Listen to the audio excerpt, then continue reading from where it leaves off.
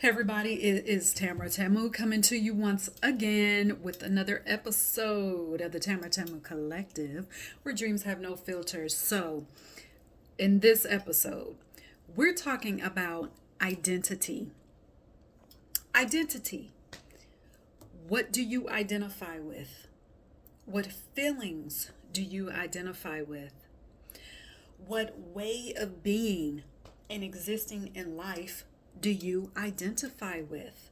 What programming do you identify with? We're going to get into this today, which is why, before I get into it, this is why it's so important that we control what we say. We can get to how we feel later, but it's very important that we pay attention to what we say, because what we say is tied into programming, which is tied to how we feel, which is tied to our identity, but it starts with our voice. So I want to talk about our identity and how it relates to how the things that we get comfortable with. So a very good example of this is our being comfortable with things being difficult, with life being difficult. And you may be saying, well, why would I don't identify with things being difficult, with life being difficult. But if we really break it down, many of us are, and we don't even know, because our identity, it gets infused into every single part of our life, and it gets manifested, or it is manifested in every single action we take, even in the actions that seem minute, that don't even seem, that seem random, that seem mundane, because how we view difficulty and how we have gotten comfortable with things being difficult, it comes out to play in how we accept help, and whether we even realize that there is an opportunity for us to exist in a way that provides ease. We can get so used to things being a challenge and being hard that we don't even recognize that an opportunity is in front of us for us to experience even just a little bit of comfort and ease and flow. So I want to give you an example. I'll use myself as an example first. And this is how these examples that I'm going to use is going to illustrate how our identity just shows up into our life. Okay? So if you've ever been on a cruise, you know that you have the option to basically allow for the crew on the cruise to take care of your luggage.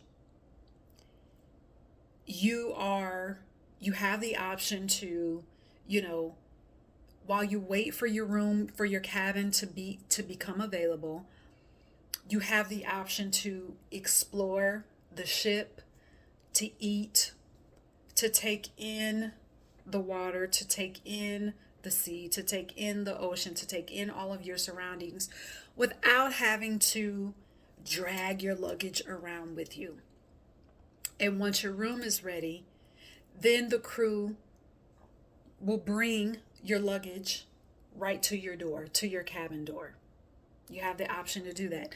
Same with it when you are leaving the ship, when your cruise is over, you have the option to set out your luggage, to allow the crew to have your luggage waiting for you when you are about to take the shuttle back to the airport.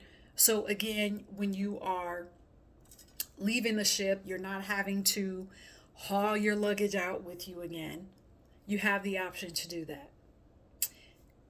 Now, before, and when I bring this example up, I'm not telling you to I'm not perfect in this. I am still upgrading my consciousness level to know that that life can be easy for me, that I can exist in ease, that I can accept help, that I deserve ease in every part of my life. But when I didn't know this, I would have refused that option, because I would have told myself, well, I can just take care of my luggage myself. I don't need that help. I don't need, to do it. Someone else can take advantage of the crew helping them with their luggage. Now again, this was before I realized, well, no. For me to accept ease and flow in every part of my life has nothing to do with my ability. It doesn't say that I'm not able, in this case, to carry my own luggage. Yes, I am. I'm healthy. I'm a vibrant woman. I have use of my arms, use of my legs. I'm strong. Yes, I can carry my luggage. That is not the point. The point is, here's an opportunity to add ease to my entire experience on this vacation.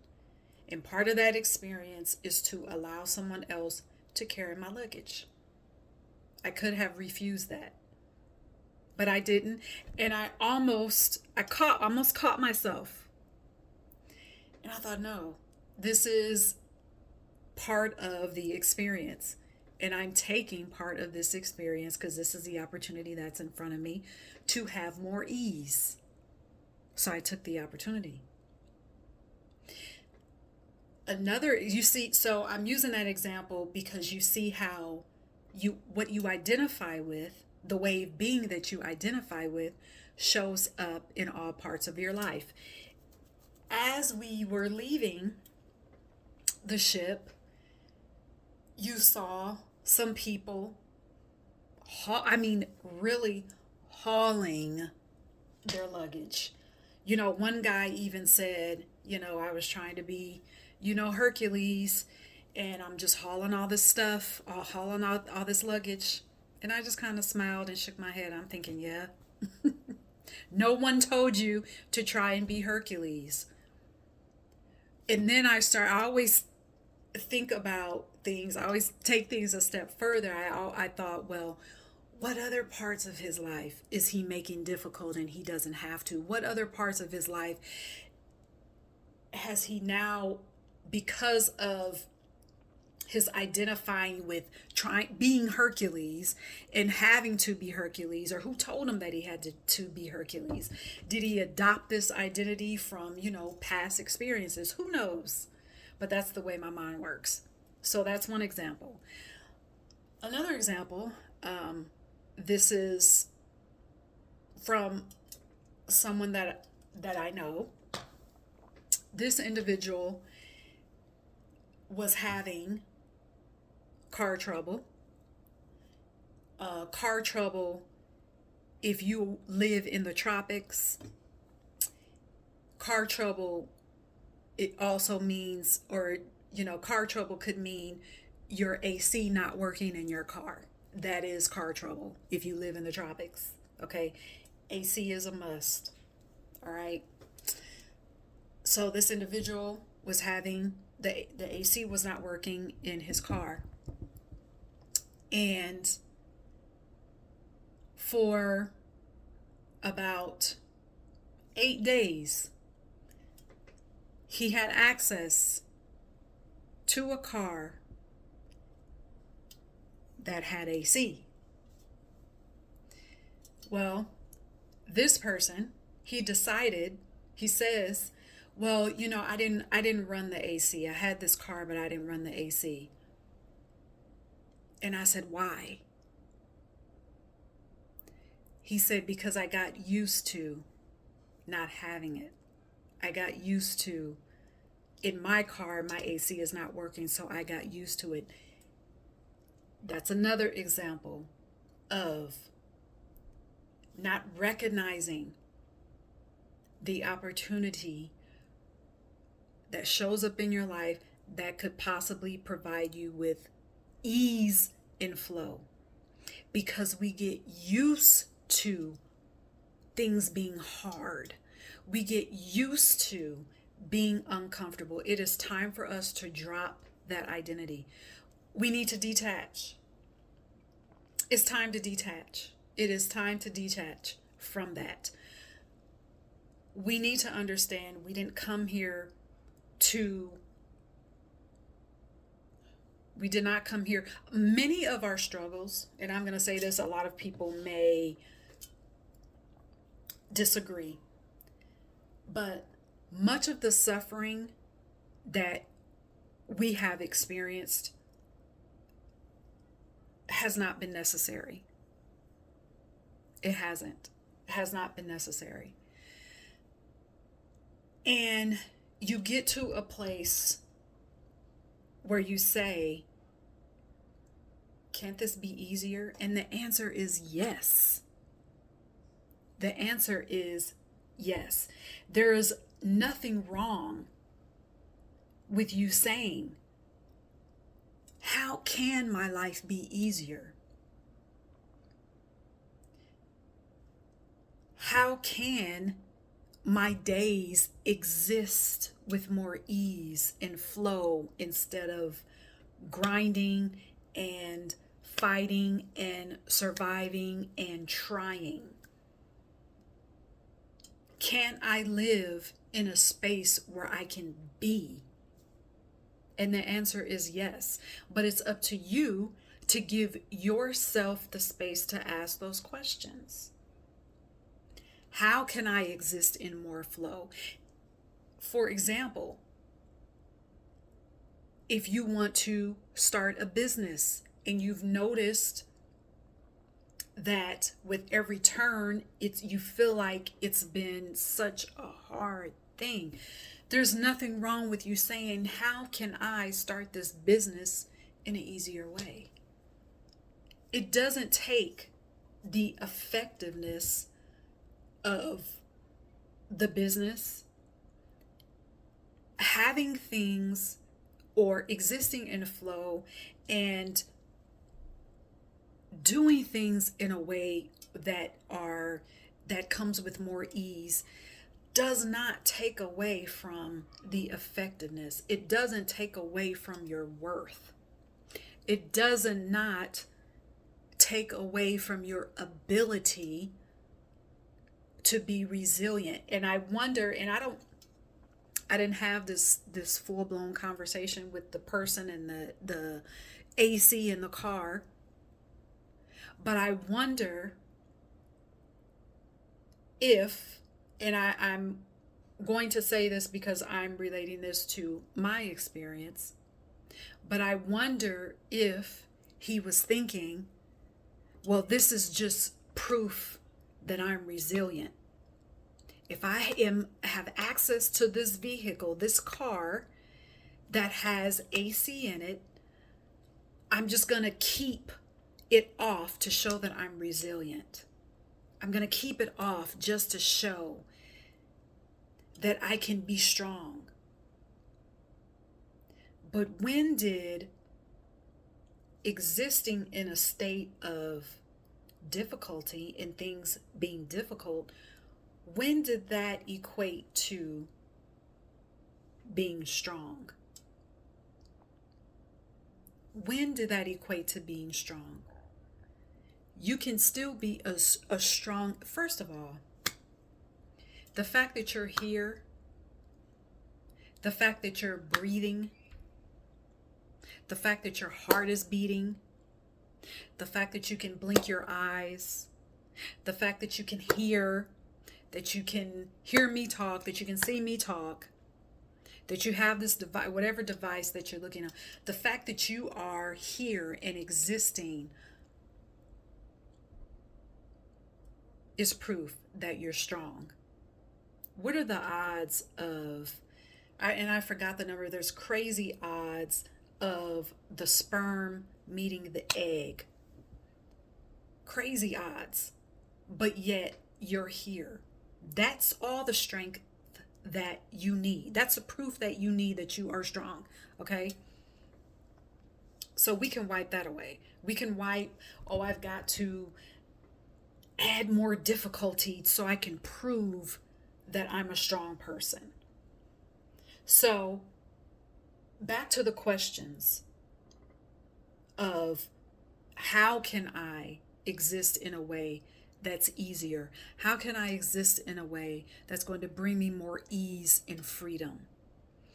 Well, this goes back to the question of what you think you deserve.